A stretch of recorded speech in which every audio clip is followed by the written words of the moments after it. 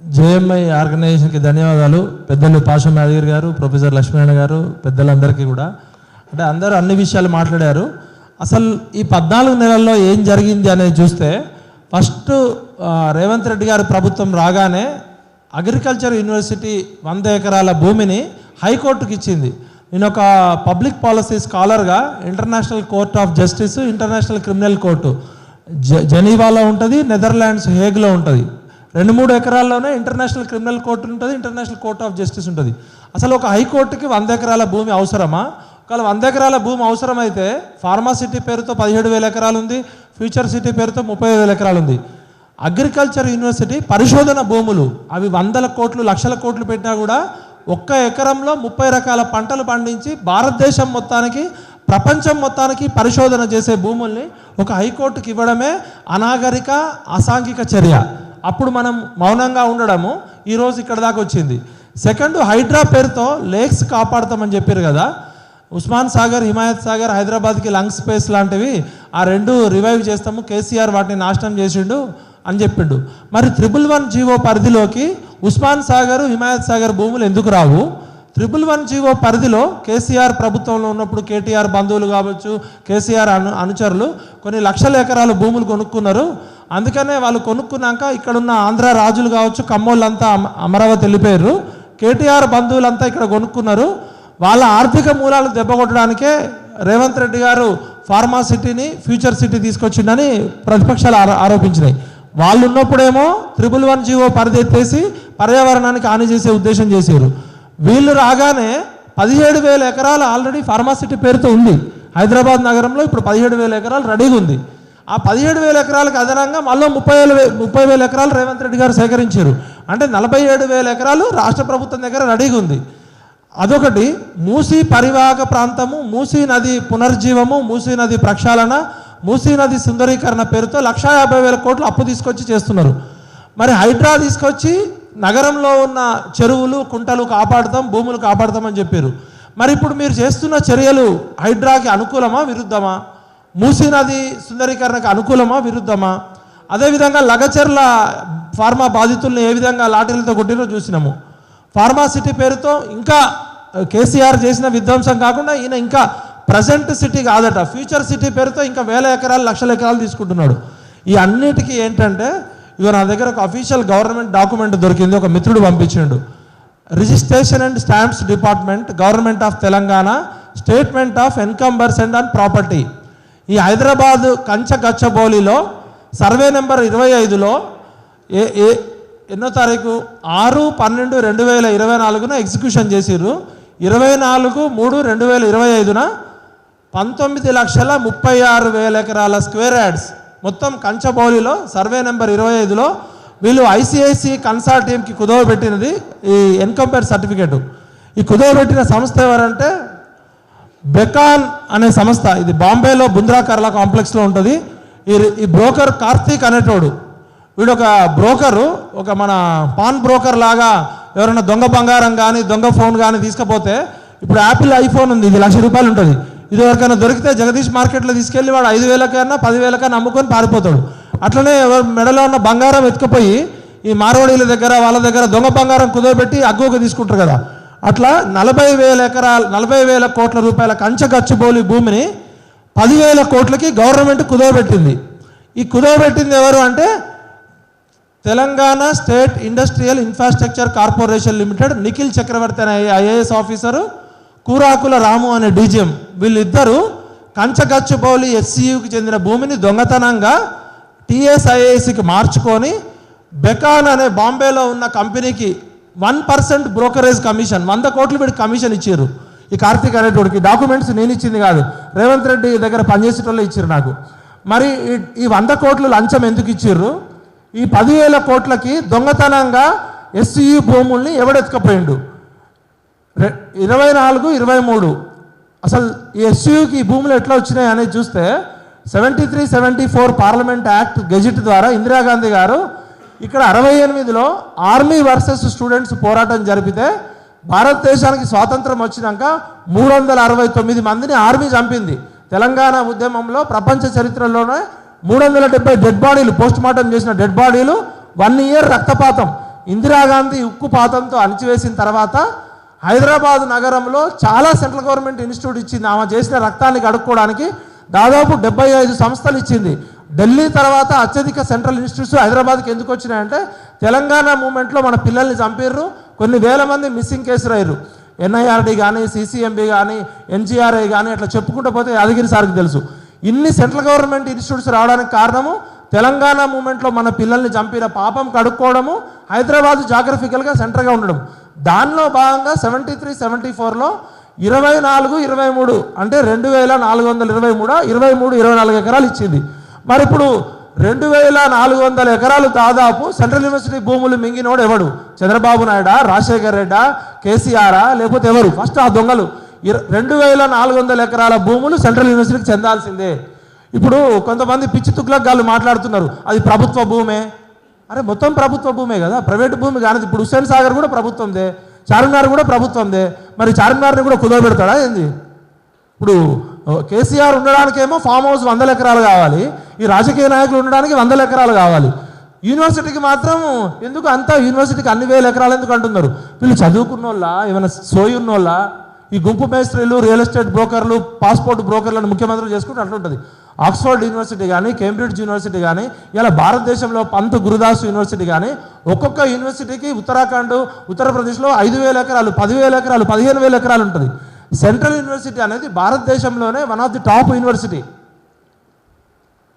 ప్రపంచంలో computer రీసెర్చ్కి central university mathematics డిపార్ట్మెంట్లో జరిగిన 0-1 బైనరీ కోడింగ్ అనే దాని ద్వారా పూణేలో సీడాక్ అనే పరం కంప్యూటర్ సూపర్ కంప్యూటర్ తయారు చేసింది. కంప్యూటర్ తయారు చేయడానికి మ్యాథమెటిక్స్ 0-1 అనేది చాలా ఇంపార్టెంట్. ఆ ఫండమెంటల్ రీసెర్చ్ అంతా మన సెంట్రల్ యూనివర్సిటీ మ్యాథమెటిక్స్ డిపార్ట్మెంట్లో జరిగింది. సెంట్రల్ యూనివర్సిటీ కెమిస్ట్రీ డిపార్ట్మెంట్ అనేది ప్రపంచంలో top research department. Central university mass communication department అనేది భారతదేశంలో టెలివిజన్ రీసెర్చ్కి ఇంపార్టెంట్. అట్లా చెప్పుకుంటూ పోతే సెంట్రల్ యూనివర్సిటీ ఇండియాలో టాప్ 5లో ఉంది, కొన్ని రంగాల్లో వరల్డ్ టాప్లో ఉంది. అట్లాంటి సెంట్రల్ యూనివర్సిటీకి ఇంకా న్యాయం చేయాల్సింది పోయి అప్పటి వీసీ గారు ఆ 2400 ఎకరాల చుట్టూ గోడ కట్టిండు. మరి అప్పటి వీసీకి తెలియదు ఇలాంటి గుంపు మేస్త్రి లాంటి పాస్పోర్ట్ బ్రోకర్లు ముఖ్యమంత్రులు అయ్యి సెంట్రల్ యూనివర్సిటీ భూములు కూడా మింగుతారని తెలియదు. గుంట నక్కలా? ఎవడరా గుంట నక్కలు? మీరు పందికొక్కులు. సెంట్రల్ యూనివర్సిటీ భూముల్ని మింగడానికి వచ్చిన మీరు పందికొక్కులు. మీకు చదువు లేదు, సంస్కారం లేదు. ఓటుకు నోటు కేసులో ఏదో ఎలక్షన్లప్పుడు సారానో మందు పంచి మీరు ఎమ్మెల్యేలు అయ్యి విర్రవీగుతున్నారు. కర్రు కాల్చి బాధ పెడతాం బిడ్డ ఏమనుకుంటున్నారో. అసలు మీకేం హక్కుందిరా?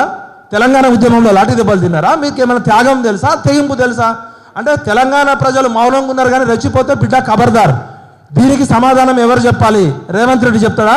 సెంట్రల్ యూనివర్సిటీ ఆస్తుల్ని కుదవబెట్టే హక్కు ఎవరికి ఇచ్చిండు? ఏ ప్రభుత్వం ఇచ్చింది? కేంద్ర ప్రభుత్వం ఆస్తి అయితే మొత్తం కుదవబెడతావా? ఇలా హైదరాబాద్లో కేంద్ర ప్రభుత్వ ఆస్తులు 1,00,000 ఎకరాలు ఉన్నాయి, మరి కుదవబెడతావా? ఇలా సిసిఎంబి కూడా రిజిస్ట్రేషన్ చేసుకోకపోవచ్చు.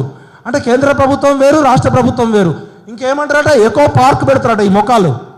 ఈ మార్చి 4వ తారీఖు సుప్రీంకోర్టు అన్ని రాష్ట్ర ప్రభుత్వాలకు ఒక గైడ్లైన్స్ ఇచ్చింది. ఏమని గైడ్లైన్స్ ఇచ్చిందంటే నగరీకరణ పెరుగుతుంది, అర్బన్ జంగల్స్ కాంక్రీట్ జంగల్స్ అవుతున్నాయి, ఆక్సిజన్ తగ్గిపోతుంది, వీలైనంత వరకు నగరాల్లో ఆక్సిజన్ శాతం పెంచండి, లేకులు పెంచండి అని చెప్పి మార్చి 4న సుప్రీంకోర్టు ఒక గైడ్లైన్స్ ఇస్తే మార్చి 15న సిఎస్ శాంతకుమారి ఆధ్వర్యంలో ఒక కమిటీ ఏర్పడ్డది. సిఎస్ శాంతకుమారి గారు షేమానియు ఒక యూపీఎస్సీ సివిల్ సర్వీస్ అభ్యర్థి అయ్యండి, ఒక చీఫ్ సెక్రటరీ అయ్యండి. ఆ సుప్రీంకోర్టు గైడ్లైన్స్ పాటించకపోగా ఆ కమిటీలో ఎవరెవరు ఉండాలంటే ఎన్విరాన్మెంట్ ఎక్స్పర్ట్స్ ఉండాలి, ఫారెస్ట్ ఎక్స్పర్ట్స్ ఉండాలి, ఎకాలజీ ఎక్స్పర్ట్స్ ఉండాలి, ఆంథ్రోపాలజీ ఎక్స్పర్ట్స్ ఉండాలి, సోషియాలజీ ఎక్స్పర్ట్స్ ఉండాలి. ఒక్క ఎక్స్పర్ట్స్ లేరు.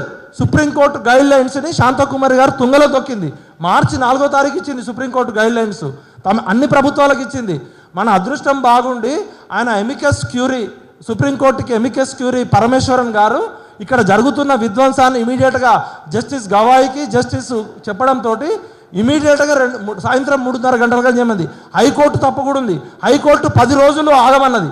10 రోజులు ఆగమంటే వీళ్ళు 3 రోజుల్లో 100 ఎకరాలు కొట్టేసిర్రు. అంటే హైకోర్టు జడ్జీలు కూడా మిలాఖత్ అయ్యారా? ఏం చేస్తున్నారు మీరు? వ్యవస్థలన్నీ నాశనం చేస్తున్నారా? Shame on you mister Revanth Reddy and mister Rahul Gandhi. How dare you to? ఇది ప్రజల ఆస్తి, ప్రభుత్వ ఆస్తి అంటే ప్రజల ఆస్తి. ఒక బాంబేలో ఉన్న ఒక బ్రోకర్కి 100 కోట్లు లంచం ఇచ్చి ఏ విధంగా మా 40,000 కోట్ల ఆస్తిని 10,000 కోట్లకు కుదవబెడతావు? ఈ డాక్యుమెంట్స్ మొత్తం మీడియాకి ఇవ్వాలి. ఇలా మీడియా మిత్రులు కూడా అడుగుతున్నా, మరి అందరూ ఎడచొచ్చారు మీడియా వాళ్ళంతా.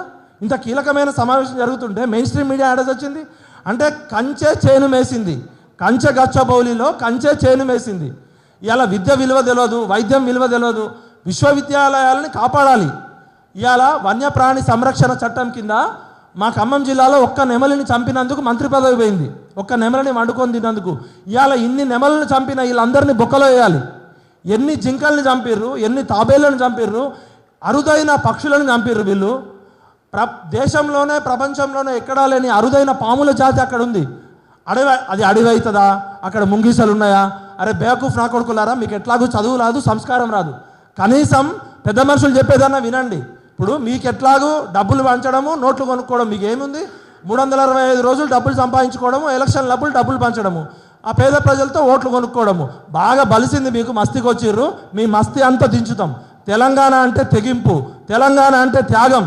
తెలంగాణలో చచ్చిపోయింది 1200 మంది ఈ సెంట్రల్ యూనివర్సిటీ భూములు ఆక్రమించడానికి, అగ్రికల్చర్ యూనివర్సిటీ భూములు ఆక్రమించడానికి.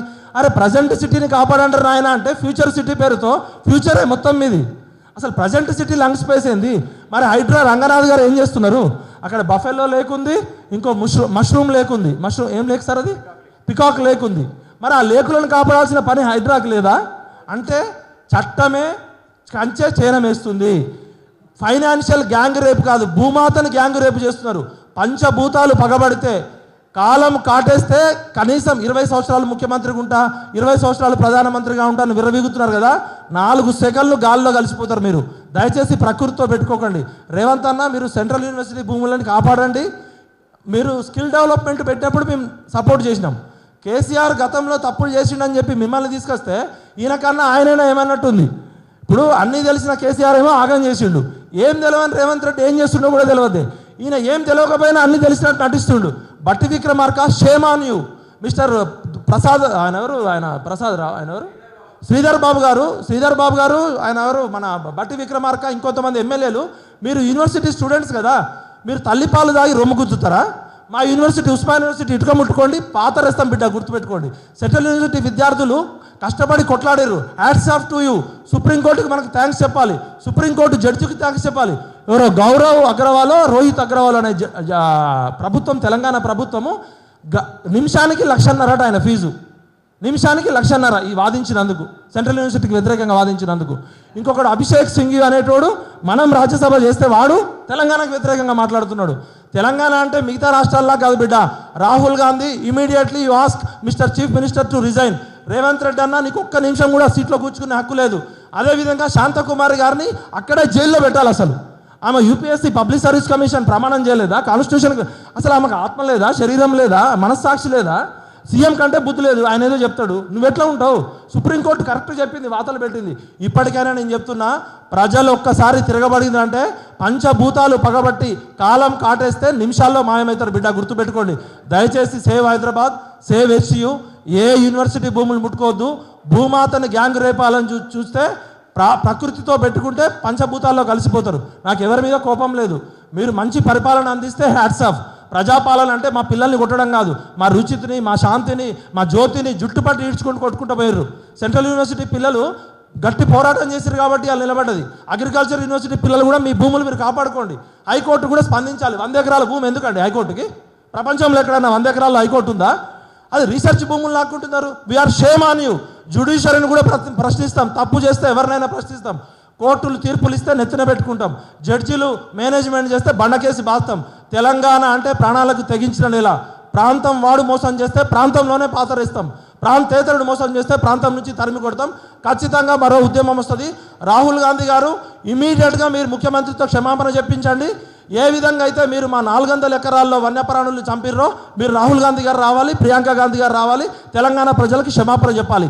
ఈ బ్రోకర్లు, ఈ 10,000 కోట్ల స్కామ్ బయట పెట్టాలి, వీళ్ళందరినీ బొక్కలో వేయాలి. జై తెలంగాణ.